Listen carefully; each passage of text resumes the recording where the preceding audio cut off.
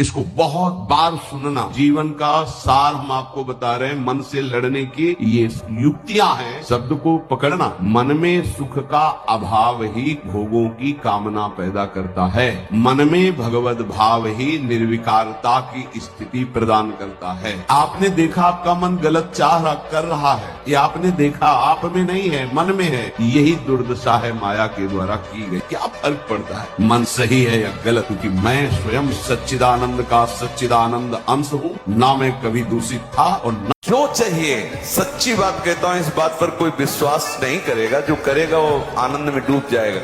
भगवत नाम में इतनी बड़ी सामर्थ्य, बच्चा भगवान बिक जाते हैं तो संसारिक संपत्ति की क्या।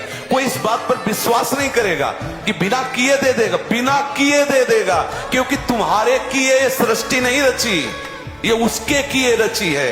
तुम उसका भजन करो, तो उसका चिंतन करो। अगर आपको है कि करना चाहिए तो कर्तव्य करते हुए भजन करो। फिर आप देखो भजन से सब प्राप्त हो जाता है। जिसके मुख में राधा नाम, जिसके हृदय में राधा नाम, तो संपूर्ण रति विलास जो प्यारे जू का, जो ब्रह्मा शंकर आदि के लिए भी दुर्लभ है, उसमें आपकी पहुंच हो जाएगी। तृपित न मानत नयन कुंज रंध्र अवलोकितन, यह सुख कहत बनयना, यह जो कृपा हरि।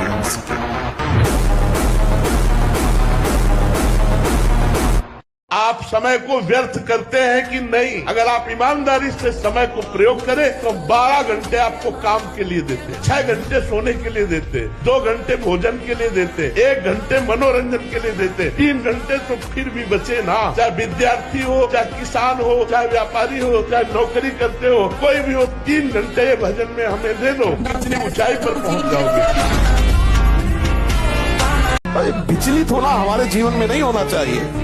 1000 बार नाली में गिरेंगे फिर भी हम छाती ठोक के आगे बढ़ेंगे। ये मार्ग ऐसे थोड़ी है गिर गए, हल्ला मचाने वाला मार्ग नहीं है। मैं सूक्ष्मता से देखता हूं कहां से गिरा, क्यों गिरा, कौन सी ऐसी चूक हुई जो मुझे गिरा दिया।